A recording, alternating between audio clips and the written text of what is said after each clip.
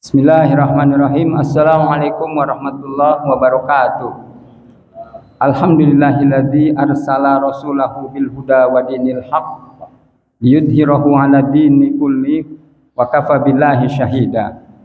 Asyhadu an la ilaha illallah wahdahu la syarikalah iyyahu na'budu wa iyyahu nasta'in wa asyhadu anna sayyidana wa nabiyyana Muhammadan abduhu wa rasuluh. Allahumma fasholli wa sallim wa barik ala Muhammadin nabiyil karim wa ala alihi wa sahbihi wa man tabi'ahum bi ihsanin ila yaumiddin. Qala Allah Ta'ala fi kitabihil karim, a'udzubillahi minasyaitonir rajim. Bismillahirrahmanirrahim. Ya ayyuhalladzina amanu taqullaha haqqa tuqatih wa la tamutunna illa wa antum muslimun. Qala Rasulullah sallallahu alaihi wasallam, innal ahsanal hadisi kitabullah wa ahsanal hadi hadi Muhammad wa syarrul umuri muhdatsatuha wa kullu muhdatsatin bid'ah wa kullu bid'atin dhalalah. Allahumma arhamna bil Qur'an. Ihwatul iman rahimakumullah, para mutakifin dan insyaallah salat subuh berjamaah yang insyaallah dimuliakan Allah. Saya berdiri di depan bapak-bapak sekalian bukan orang yang terbaik, tapi adalah undangan daripada pengurus masjid. Alhamdulillah masih diberikan kesempatan untuk menyampaikan sepatah dua patah kata untuk merefleksikan bahwa kita sesama umat Islam adalah bersaudara. Oleh karena itu tempat inilah yang paling baik dan paling sempurna dan paling dapat pahala yang paling banyak, yaitu rumah Allah, masjid Allah di muka bumi ini. Ihwatul iman rahimakumullah, semua kebaikan, semua tafsir daripada Ramadan sudah disampaikan oleh Pastor Ustadz. Saya bingung mau nyampaikan apa. Tapi sebagai yang sudah diamanahin untuk menyampaikan sesuatu hal, maka saya akan nyontek saja dari pernyataan-pernyataan para asatid yang telah lalu yang menyatakan tentang pentingnya tempat kita ini untuk dipertahankan, yaitu Masjid Allah Subhanahu wa taala. Saya sebelumnya masuk ke cerita atau tentang kemasjidan ini, saya ingin menggambarkan saja bahwa hadirnya di tempat kita ini ada majalah Forbes, itu majalah tentang orang-orang yang terkaya di dunia dan orang-orang terbaik menurut timbangan keduniaan. Di majalah Forbes, orang terbaik dan orang terkaya di dunia diurut dari mulai orang Amerika, orang Eropa, lalu orang Asia. Lalu di mana posisi orang Islam di seluruh dunia itu? Nah, Rasulullah SAW itu menjamin bahwa orang yang kaya, bahwa orang yang terbaik itu justru ada di pundak kita umat Islam. Apa pernyataan Rasulullah? Pernyataan Rasulullah lewat hadisnya mengatakan, sholatul fajri rokaatain khairum minad dunya wa ma fiha.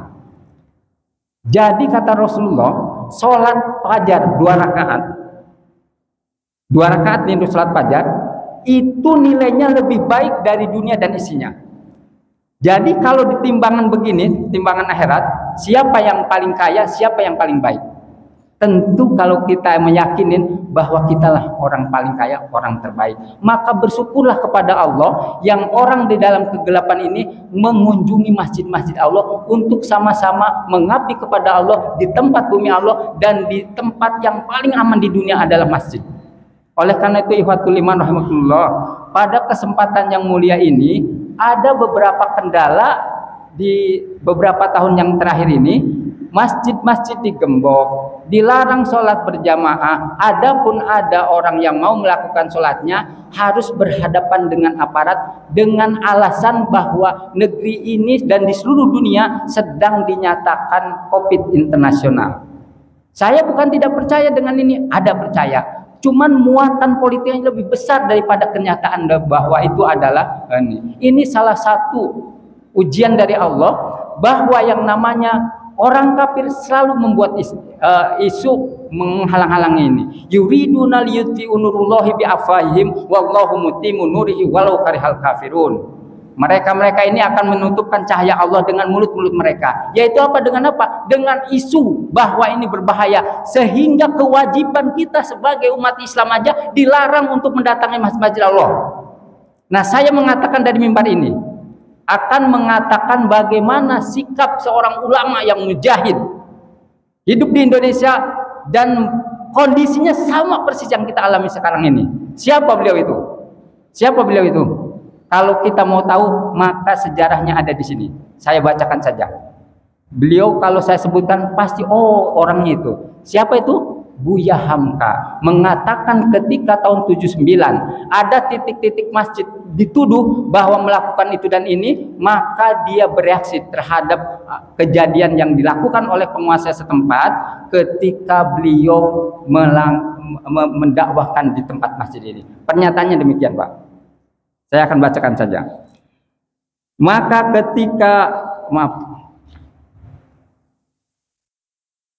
karenanya ketika pada tahun 1979 setelah beliau ditahan di zamannya rejim Orde Lama, beliau ditahan 10 tahun. Tapi ketika bebas ada koneksitas antara kegiatan-kegiatan umat Islam yang terhalangi. Jadi dia waktu itu masih sempat untuk membicarakan kepentingan jamaah umat Islam untuk membuka masjid-masjid kembali. Dia mengatakan ada upaya menghambat para dai dan kecurigaan pada masjid tertentu. Justru Hamka berkhutbah dan menegaskan bahwa siapa yang memusuhi masjid dan para dai-nya, ia akan berhadapan dengan Allah Subhanahu wa taala. Mimbar ini, kata beliau, maksudnya masjid, mimbar ini dan tempat ini, masjid adalah tempat kami para ulama dan tempat kita umat Islam, umatnya Muhammad SAW yang beriman kepada Allah Subhanahu wa taala. Disinilah kita menempa ilmu, menyebarkan akhlak, membina budi pekerti, menebalkan iman dan tauhid. Dan itulah memang kerja kami para ulama yang hanya sekedar melaksanakan sunnah Rasulullah SAW. Bila tempat ini dengan fungsi yang demikian akan dikenakan batasan, akan dirusak dari jalannya yang benar, akan diganggu dengan alasan apapun, saya ingatkan kepada tuan-tuan, maksudnya penguasa setempat waktu itu, berkehendak mau melakukan itu, bahwa tuan-tuan bukan akan berhadapan dengan kami, tapi dengan yang memiliki tempat ini, yaitu Allah Subhanahu wa taala. Begitulah ulama. Bukan ngikutin arus, bukan ngikutin kepentingan penguasa setempat, tapi sebagai alat petugas Allah Subhanahu wa taala mengingatkan saudara kita yang sedang memegang tampuk kekuasaan. Kenapa? Dia memegang tampuk kekuasaan merupakan amanah untuk mengarahkan masyarakatnya untuk kembali ke masjid. Kalau ada penghalangan-penghalangan gini, kita sebagai umat Islam harus memberikan advokasi, bukan malah ngikuti cara mereka. Kenapa? Dilarang sama Allah Subhanahu wa taala dan akan berhadapan langsung dengan Allah Subhanahu wa taala. Ternyata yang menangkap beliau mati duluan, dan alhamdulillah dengan kebesaran hatinya dia menyolati orang nomor 1 ketika itu.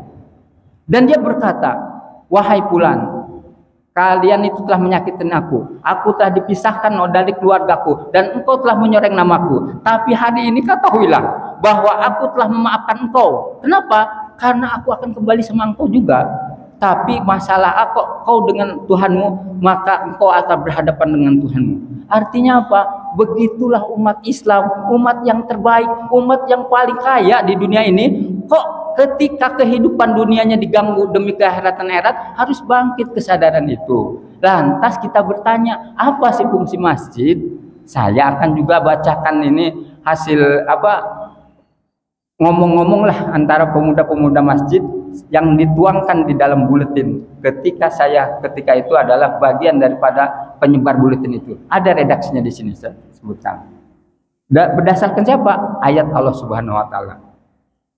Nah, tadi adalah ulama yang sudah membela masjid, sekarang apa fungsi masjid itu sendiri? Bismillahirrahmanirrahim.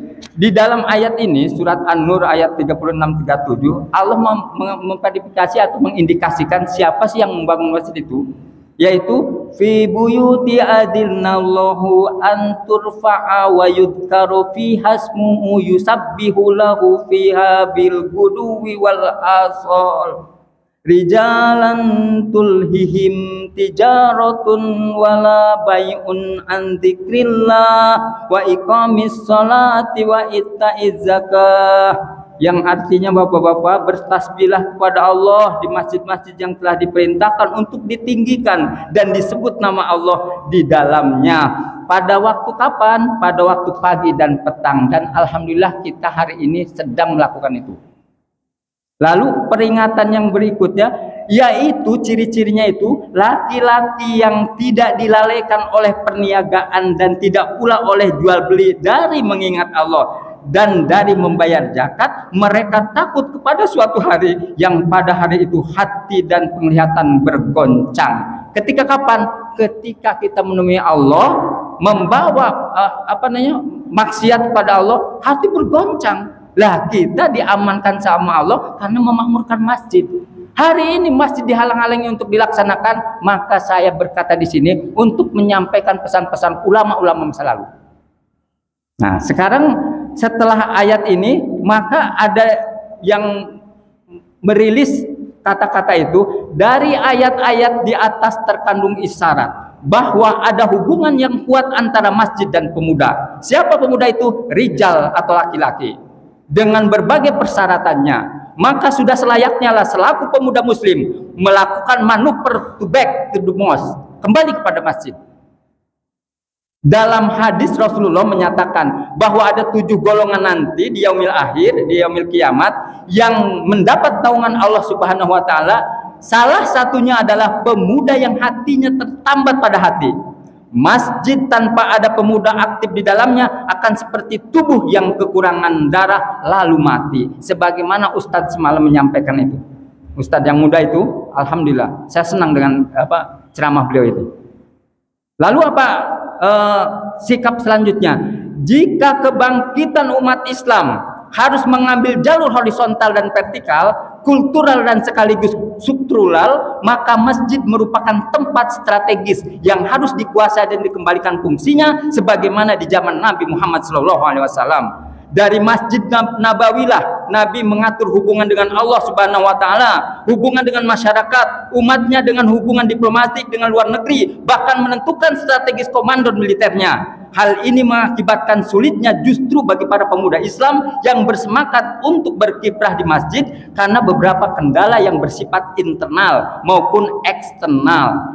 Para penguasa sekuler tentunya sangat tidak menginginkan masjid memperluas wibawanya sampai masalah-masalah sospol atau sosial politik, walaupun tidak sampai pada tingkat-tingkat praktis, padahal masalah sospol itu sendiri sangat mempengaruhi hidup masyarakat kaum muslimin. Saya tidak ada sangkut dengan 2004, tidak ada. 2024 tidak ada sangkut pautnya. Tapi saya ingin mengingatkan bahwa masjid ini milik Allah dan harus difungsikan sebagaimana Allah perintahkan. Saya kalau bikin ini semangat. Kenapa? Saya berharap tadi hadis yang menjadi terbaik hanya 2 rakaat aja. Bagaimana kalau sholat masjid dilaksanakan? Bagaimana kalau hukum-hukum Allah ditegakkan? Itu di hadapan Allah kita mulia. Kita dijamin sama Allah tentang surga. Masa kita tidak semangat? Ini yang jadi saya harus mendorongkan, mengatakan ini di masjid ini. Lalu kata-katanya dilanjutkan dari hasil musyawarah ini. Di sisi internal, pada tokoh-tokoh agama cenderung mempertahankan posisi status quo yang dengan sikap semacam ini tentunya tidak akomodatif atau bisa menerima kehadiran generasi muda kecuali mukholid, yaitu orang para pak turut saja. Ini tidak boleh terjadi, harus orang-orang berilmu masuk masjid. Makanya ceramah-ceramah yang seperti ini kita realisasikan di luar dengan mengkaji lagi. Bukan mengikuti, wah ceramahnya bagus, tunjuk jempol, bukan itu maksudnya. Apa yang disampaikan itu kita serap dan kita laksanakan di dalam diri kita dan keluarga kita. Degradasi fungsi masjid ini berakibat langsung kepada tantangan nilai dan moralitas masyarakat sekitarnya. Masjid hanyalah memiliki wibawa tradisional yang tidak akan berarti banyak untuk dapat mempertahankan nilai moralitas masyarakat dari arus perubahan atau globalisasi yang begitu hebat dan cepat itu. Budaya yang diterima dari berbagai negeri non-muslim dengan sendirinya tidak mengajak umat untuk terhadap budaya negatif. Jadi ketika masyarakat kehilangan kekebalan terhadap budaya negatif yang datang bahkan secara membabi buta meniru dan membenarkannya, maka masjid kehilangan wibawanya. azan tidak diperhitungkan lagi, sholat berjamaah akan kehilangan makmumnya. Pada kondisi ekstrim ini masjid menjadi kuil atau candi yang hanya dikunjungi pada waktu-waktu tertentu dan sangat terbatas keindahan ornamennya. Masjid laksana museum seni yang harus dikunci dan takut pencuri. Ini terjadi sampai Idul Fitri dilarang dikerjakan. Alhamdulillah saya dengan niat baja ngikut sholat Idul Fitri waktu ada larangan itu. Alhamdulillah saya hidup sampai sekarang. Kenapa itu? Semangat ini untuk apa? Untuk meraih tadi orang terbaik, sholatul fajri khairun minad dunya wa ma fiha. Loh, kita tidak tertarik dengan ada isu yang menakutkan itu, sudah kita tutup buku dan sholat di rumah. Perintah siapa itu? Perintah orang yang menakut-nakuti. Dan orang karena itu bulan Ramadan itu mari bangkit ke semangat kita untuk kembali kepada Allah. Hadanallahu wa iyyakum ajmain. Assalamualaikum warahmatullahi wabarakatuh.